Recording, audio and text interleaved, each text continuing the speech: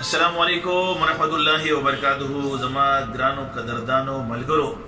دې ټیم کې زه پېښور ایریا تاکال کې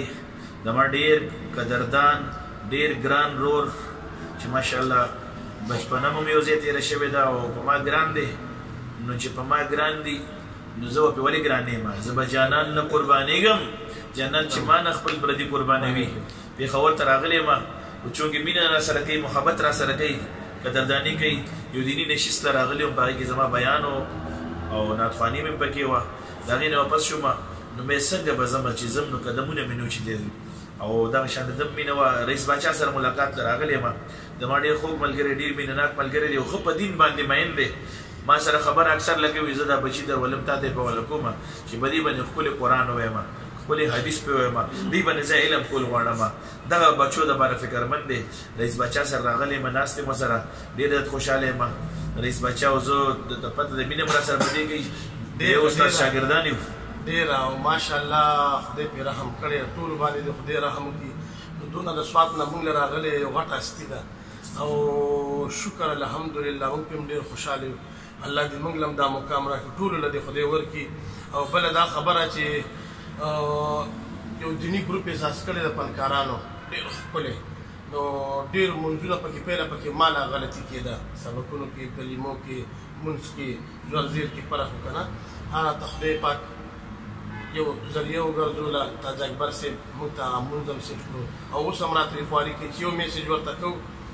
نو که د شپې یوه بجه مې میسج وکړو دا ټکې څنګه دی نو 3 ځله میسج راولېږي چې دا داسې دی نو خدای دې جنتي کړي د ټولو سره او الله دې د عزت وکړي ماشاءالله رئیس باچا په ما باندې ډېر زیات ګران دي او دعاګانې ورته کومه او د زړه نه ورته کومه چې الله جل جلاله دې له یو ډېر روښانه مستقبل وله ورکړي او د ژوند څه پته لګي نه د مرګ څه پته لګي نه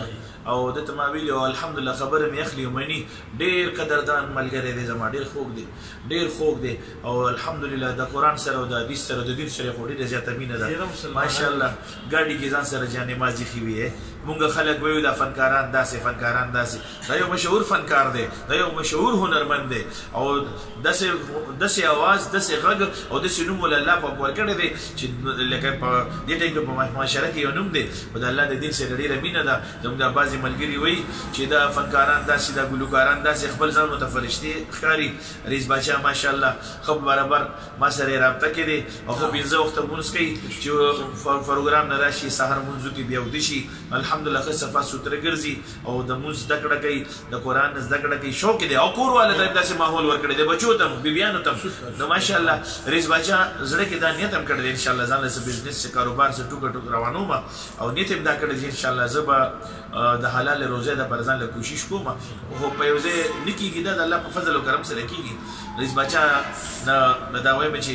خپل مونځ اودس شروع کړی دی هغه فنکاران هغه هنرمندان هغه غږونکي چې شپه ورځ په ګانه بجانه کې نښتې وي مونځ اودس نه لرې دي نو هغې ته زه وایم چې دا زما د ملګری زما د رئیس باچا دی ولا پیغام ورکړي زه بیګام تللی وم سټوډیو ته تللی وم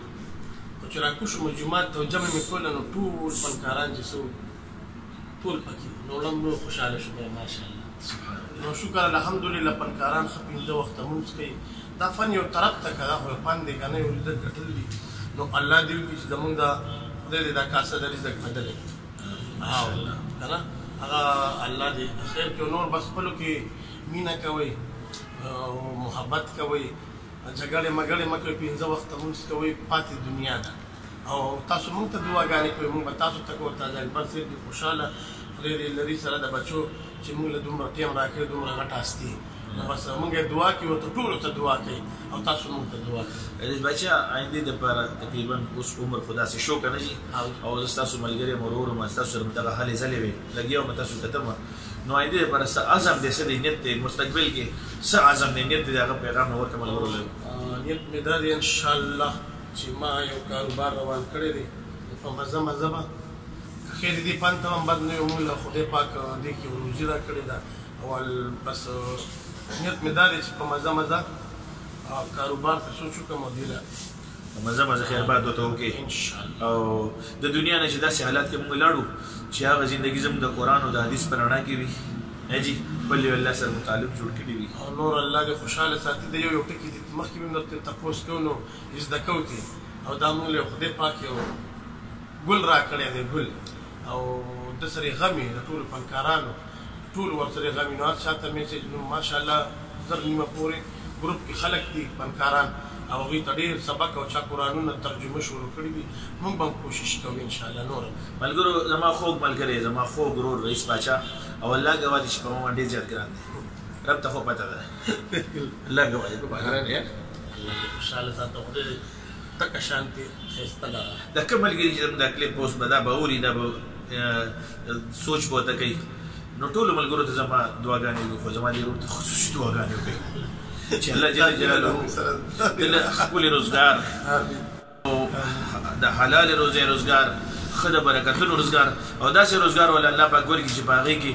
د دې شعبې نه زیاته د روح پکې خوشحالي زړه پکې خوشحالي چې خپل بچي ورسره وي خپل د خورینه ورسره وي او هغه د حلال روزګار کوي او خپل رب سره تعلق جوړ شي دنیا نه چیزو چې موږ خپل لوی الله رضا کړي وي نو خصوصي درخواست ټولو عوامو ته کومه رئیس باچا غږ مو په خپله اوري وي زما وایي نیت دی دې کې زموږ ژوند تېرېږي خو زه خپل څه کاروبار مې شروع کړی دی نیت مې ځان له کړی دی چې الله پاک د حلال او د روزۍ کاروبار زما روان کړي نو انشاءالله په مزه مزه دې فن ته به زه خیر باد وایم